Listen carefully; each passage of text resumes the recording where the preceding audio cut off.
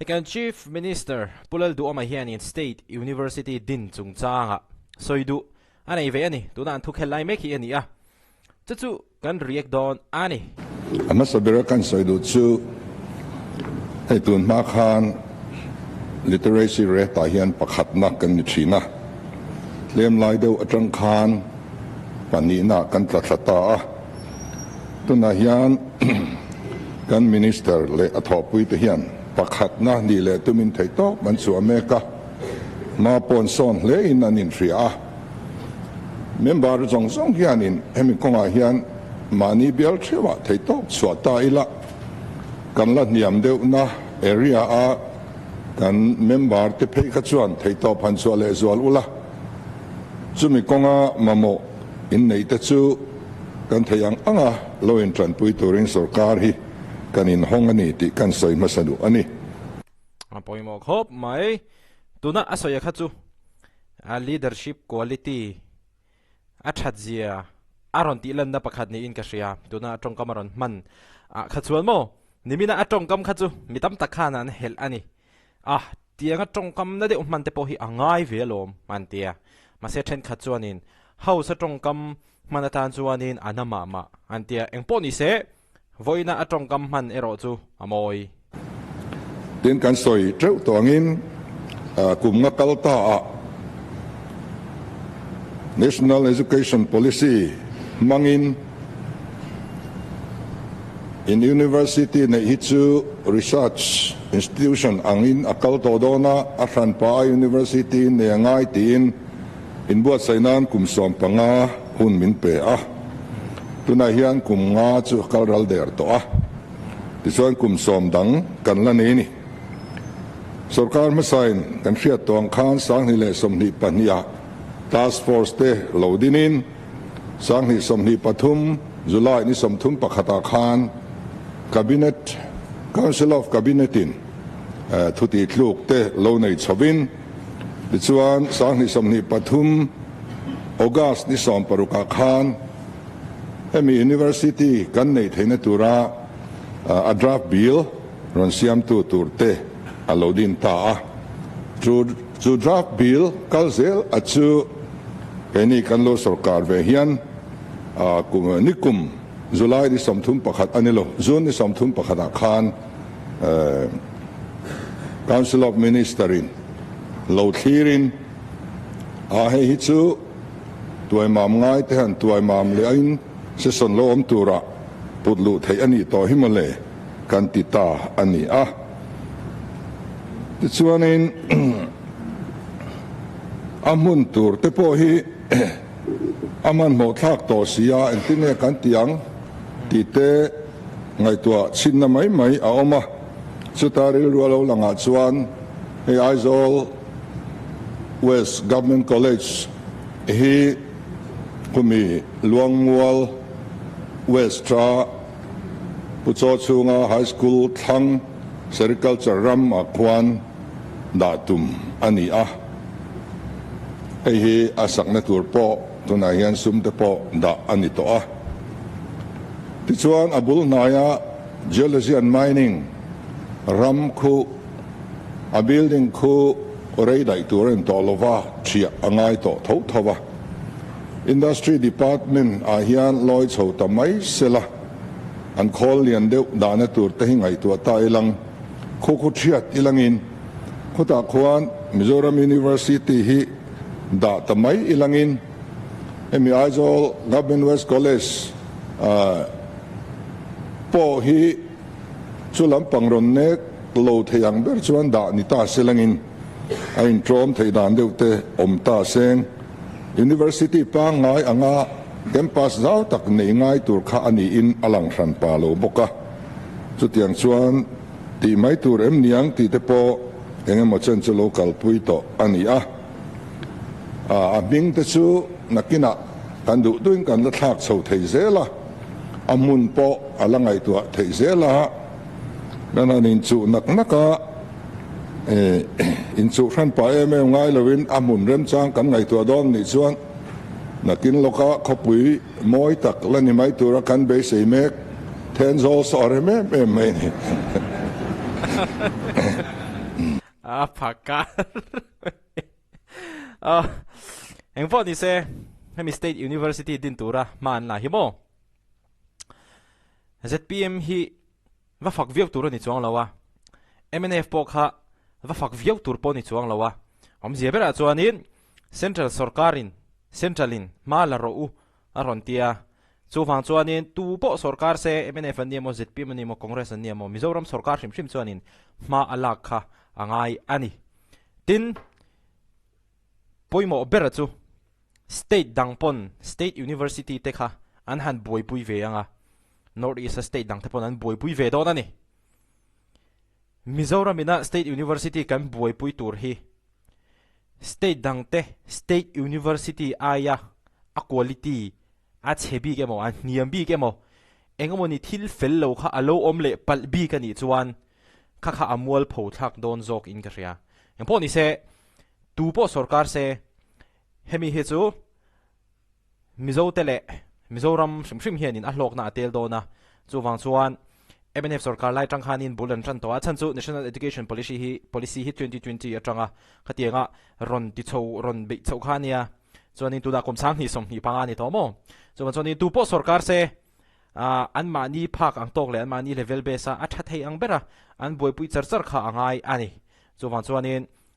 tuna MNF na alo boi pui to na tele ZPM te ponan lo boi pui to na hianin thei to phan chu azel se tu sarkarin nge ti heng zong he enge khita a final stage han thlen pui theyang ZPM hian ni thlen pui vek don nge nianga midang an ron sarkar anga hetianga man lak na hian ron chunjom le don kha chu soi thei ni chuang lowa empon sia poimo opera chuanin a hlok na tel tu ber te na hlok na kan tel kha a poimo le ber mai ani mo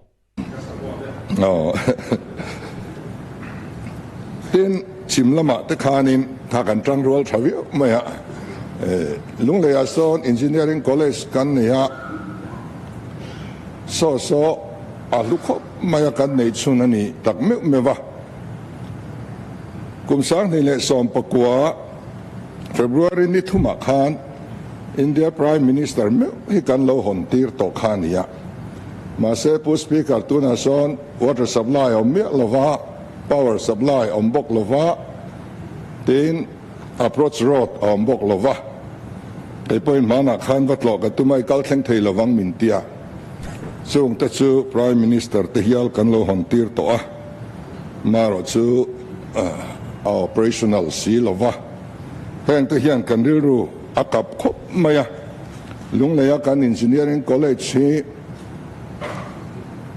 functional aom thuai theina turin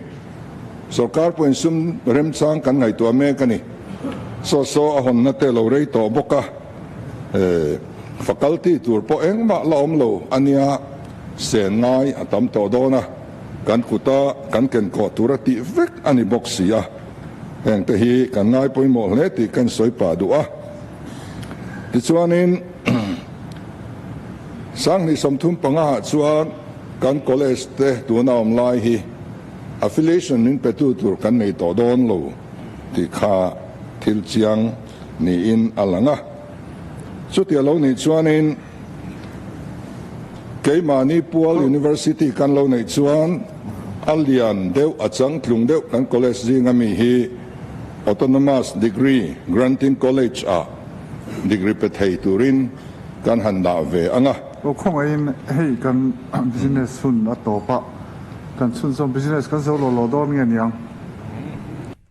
zo lo loi la thamai lom o le sun zo le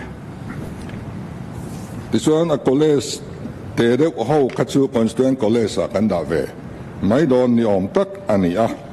tin online le distance courses te kaumin heng degree le diploma certificate te an pe thei don kha regular kal thelo tan po a thale do ni tuna hian university pani chau kan ne ya MZU le ikfai kan nei ania emi ba ka PG zirna kan han nei te chu NIT te ZMC te le Central Agriculture University Selesiami keni maya kimin wa kian horticulture college tenzola kan nei boka so kan zirlai te hianin awareness in nei vak lo muno ka ti admission a hian rinain alun lova somi horticulture college kan nei so tangkai tak tur ani tuna sarkar lai policy nen phei hi chuanin apoi mo na anasale zual turate kan ngaya tin Kimi Central Agriculture University kan nei khe mania an vice chancellor tenen income na kan neya alo chang tlung viau mai le nga la ta khian emani tual sung mi te po engemozat an lo lut ve in a thapol ta ka lo ni nge ani tuna hian heng university patni a intek kan nei lai hi seat kan nei hi sang khale za borvel chau ania kumtin hian kan college sang atang hianin graduate hi sangli zanga borvel anon suak zia maya chumi te zirzel na tur chu si sang khale za vel chau kan lo nei ani si chuanin zilai sang thum zali vel kha pg zirna tur nei lovin tuna anom mek tina ni a chung zinga emoza chuan state pona admission te an mu ve nge ma se tam lova chu wang chuanin zirna sang zok kan ma mo na hi alian hle maya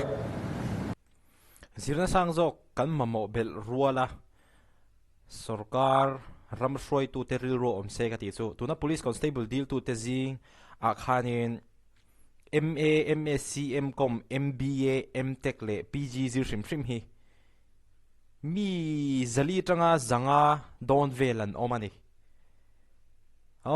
degree chu atha na ero awang hi chu tu thiam lo nge ZPM thiam lo niam MNF thiam lo niam Congress thiam lo niam nge zir lai te thiam lo zok hei a boy tha khop mai tlema a thei deuh te hi chuanin vairama te hianin company ate le mundang da te hianin nan mu maya amai ro chu vailama po hianin competition hi asang emema vai thiam deuh te kha kan zukin elpui le thowa mizoram ala sarkar ha chi hi kan aim bok sini hian alanga hei chu video shan pa karon react le anga saram shroi tu te na ka react hi an lo en miel takin de karon soilang ve mai ni kha ati chang em tu chu kan GER gross enrollment ratio hi han enila national percentage 26% hi kan phaloni national average noya kan laumani an noi lama chuan kan ti thavia wa ma ro chu asang lama hian kan tlaniam hle engwange kan ti chuan institution tha kan nei tok lo wang ni ti kha a chiang em ani chuwang chuanin voina kan bil tha ka ti ya supporta chumi pa kan soifia lok do chu pu speaker kan member chen khat te khan kan high court te kan university te hi remna kan ne wanga kan nei ni khan anon soya a he house kal tlang hian zoram mi pu hian thudik kan hriat a tha in karinga India Constitution Article 214 kan en chuan there shall be a high court for each state ti hi chuang kul mai ni there will be potilo shall amangani state tinin high court ran aniam ati sa tok mai ni erem na le muan na kan nei ma te India Constitution na ma na tang lo om to kha ani a tin state list kan en tru kan en chuan in entry 11 a te concurrently sa te state in university anei theinan tur te a chuang sa a chuwang chuan in biak lai pok han MNF palai te khan arem na thu thunga hian hei zialan ve kan du an ti a home ministry lampang khan zialan a trul le nem state in ni dona in nei thei sa ania state zong in an nei thei sa ni a helai India Constitution a chuang sa helai lo zia non ve le hi eng ma hlok na omlo an ti a amaro chu kan MNF unau te khan apoina om le nem Constitution a chuang sa kha kan la chong ve do na ni maya enge poi chuang a hek na om le nem decoration na tan po kan du ve la man tia ti chuan kan ni khan kan nor pui boka chu tianga rem na thu thlunga chuan ronin zialu ve mai kha ani a ข้ามีวางเราในตาขาเอรอจูกันดิฉันปาโลที่ข้ากันสวยเฟียดูลบอันนี้ตัวน่ารอนสวยเฟียนะฮะนี่ก็เรื่องละเดียวปะคัดออกมาเกนี่ปนกันเรานอร์ปุยเวียอติขโมปุดอมาเห็นนี่นะเสียดปุยนิยมตะกันเนี่ยอันนอร์ปุยตัวเตจิงฮะนี่เราเตลเวนิยมตะกันนี่ชักคบไหมทีนอลุงแลนซากจงกันลากชวนกับปมทงไหมทางลายหุ่นข้าอลุงแลนซากเวสิมสิเมโอเล่ผู้สปีกเกอร์เฮบิริกัทอเปชักคบไหมค่ะยัง Chief Minister ทูเลท่านี่ State University ดินสงจางอ่ะโมพอว่าเวลาจวนin State University อันดินชวนมีตั้มตะกินนานหมู่เบลดอนชาอามาโรจู State University ค่ะ State ดินfinancial ลำปังส่งค่ะบวยปุยดอนชวนโมพูดนะจูเลียนเวเลเฟอังState สกอร์ตานชวนโมจวนนี่จีน่ะข้านี่กระรอนสวยหลังซวยให้จูวิดีโอฉันพากันเรียกเลยก็สวยหลังเลี้ยงไว้ขัดมีตั้มตะกินดีกรีอันนั้น graduate สุบปันยัง graduate จ้ะ PG เต็มทีเลยดีกรีนี้กันตั้มโตอามาโรจูสกอร์อินหัดแล้วว่ากันดีกรีน่าเทียมน่าเก่งเตลมังมาอันนี้สกอร์รินชันเลี้ยมแล้วว่ามาอันนี้pocket money เตอร์น่ะจงปอยสะทกชวกเทตักอังเทียมตักค่ะซิลไลตั้มตะเคียนินกันละพัดจีเราเดี๋ยวนี้นั่นแหละงั้นนี่เจ้าหวานส่วนนี้ฉันลากง่ายครบไหมกินวิดีโอให้เจ้าฉันไปงานเรียกกันกติจงหัดตูจุมาตาส่วนนี้พอดเสวิดีโออะไรกันนี่หมดเลยเท่าตอนเนี้ย